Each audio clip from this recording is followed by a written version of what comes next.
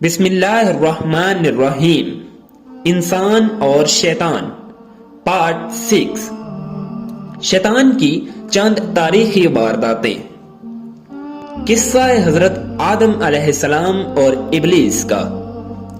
گزشتہ صفحات میں یہ بات واضح ہو چکی ہے کہ شیطان انسان کا ازلی دشمن ہے اور وہ ہر ممکنہ طریقے سے انسان کو گمراہ کرنا چاہتا ہے۔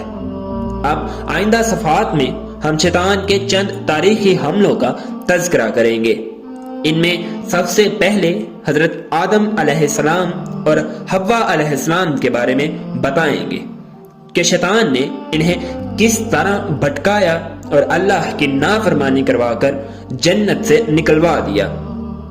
یہ تفصیل قرآن مجید کے مختلف مقامات پر موجود ہے۔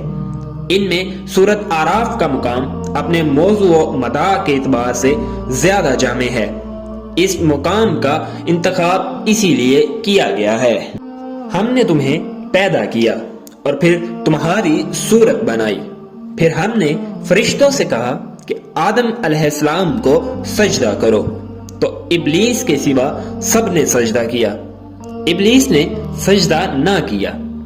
اللہ تعالیٰ نے اس سے پوچھا، جب میں نے تجھے سجدہ کا حکم دیا تو پھر کس بات نے تجھے سجدہ کرنے سے روک دیا؟ کہنے لگا، میں آدم سے بہتر ہوں کیونکہ تو نے مجھے آگ سے پیدا کیا ہے اور اسے مٹی سے۔ اللہ تعالیٰ نے فرمایا، نیچے اتر جا یہاں سے، تیرا حق نہ تھا کہ تو یہاں تکبر کرتا، لہذا نکل جا، تو ان لوگوں سے ہو گیا جنہیں ذلیل بن کر رہنا پڑتا ہے۔ ابلیس نے کہا، اچھا پھر مجھے روز محشر تک مہلت دے دے۔ اللہ تعالیٰ نے فرمایا، تجھے یہ مہلت دے دی جاتی ہے۔ ابلیس نے کہا، تو نے مجھے گمراہی میں مبتلا کیا، تو اب میں تیری سیدھی راہ پر بیٹھوں گا، پھر انسانوں کو آگے سے، پیچھے سے، دائیں سے، بائیں سے، غرض ہر طرف سے گھیروں گا، اور تو ان میں سے اکثر کو شکر گزار نہ پائے گا۔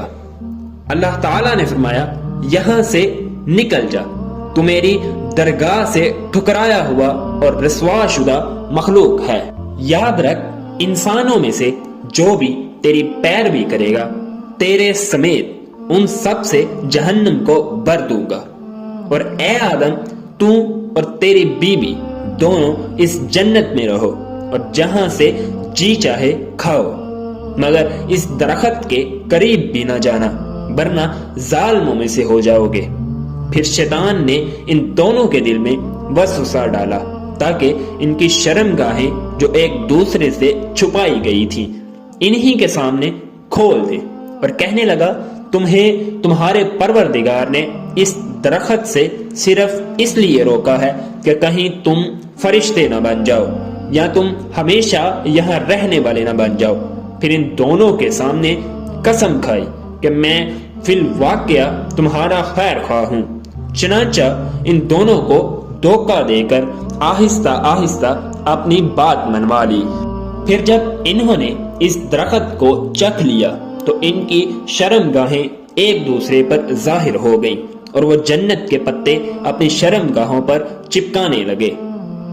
یعنی یہ نہیں ہوا کہ ادھر شیطان نے ان دونوں کے دلوں میں وسوسہ ڈالا اور سبز باغ دکھائے تو فوراً آدم علیہ السلام اور حوا علیہ السلام اس درخت کا پھل کھانے کو تیار ہو گئے، بلکہ وہ مدتوں ان باتوں کی یقین دہانی کراتا رہا، تب جا کے وہ انہیں اس نافرمانی پر اکسانے کی کوشش میں کامیاب ہوا۔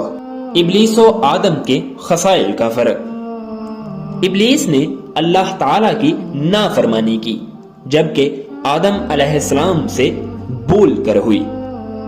ابلیس نے نافرمانی کی تو اس نے اعتراف کرنے کی بجائے تکبر کیا اور اکڑ بیٹھا، اور آدم علیہ السلام سے ہوئی تو انہوں نے اعتراف کیا اور اللہ کے حضور توبہ کی۔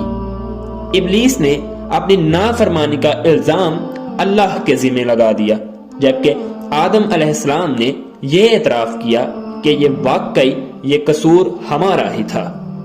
ابلیس انہی جرائم کی وجہ سے بارگاہ الہی سے ہمیشہ کے لیے ملعون اور روندا ہو کر قرار دیا گیا، اور آدم علیہ السلام اپنی غلطی کے اعتراف اور توبہ کی وجہ سے مقرب بارگاہ الہی بن گئے اور انہیں نبوت عطا ہوئی۔ قصہ حابیل و قابیل اور شیطان کا کردار۔ قرآن مجید میں حضرت آدم علیہ السلام کے 2 بیٹوں کا قصہ اجمالی طور پر اس طرح بیان ہوا ہے۔ نیز آپ ان اہل کتاب کو آدم علیہ السلام کے 2 بیٹوں کا سچا واقعہ سنائیں۔ جب ان دونوں نے قربانی کی تو ان میں سے ایک کی قربانی قبول ہوئی اور دوسرے کی نہ ہوئی۔ دوسرے نے کہا میں ضرور تمہیں مار ڈالوں گا۔ پہلے نے جواب دیا اللہ تو صرف متقیوں کی قربانی قبول کرتا ہے، اگر تو مجھے مار ڈالنے کے لیے میری طرف اپنا ہاتھ بڑھائے گا تو بھی میں تجھے قتل کرنے کے لیے اپنا ہاتھ نہیں بڑھاؤں گا، میں تو فقط اللہ رب العالمین سے ڈرتا ہوں۔ میں چاہتا ہوں کہ تو میرا اور اپنا گناہ سب کچھ سمیٹ لے اور اہل جہنم میں سے ہو جائے، اور ظالم لوگوں کی یہی سزا ہے۔ بالآخر دوسرے نے اپنے آپ کو اپنے بھائی کے قتل پر آمادہ کر لیا، چنانچہ اسے مار ڈالا اور نقصان اٹھانے والوں میں سے ہو گیا۔ پھر اللہ نے ایک کوا بھیجا جو زمین کو کورید رہا تھا تاکہ اس قاتل کو دکھلائے کہ وہ اپنے بھائی کی لاش کو کیسے چھپا سکتا ہے۔ وہ کہنے لگا افسوس میں تو اس کوے سے بھی گیا گزرا ہوں کہ اپنے بھائی کی لاش کو نہ چھپا سکا۔ اس کے بعد وہ اپنے کیے پر بہت نادم ہوا۔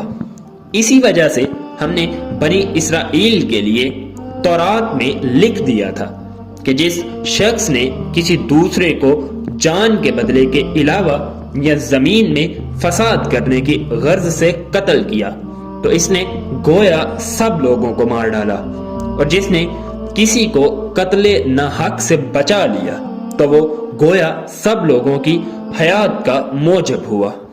اور ان کے پاس ہمارے رسول واضح دلائل لے کر آتے رہے، پھر بھی ان میں سے اکثر لوگ زمین میں زیادتیاں کرنے والے ہیں۔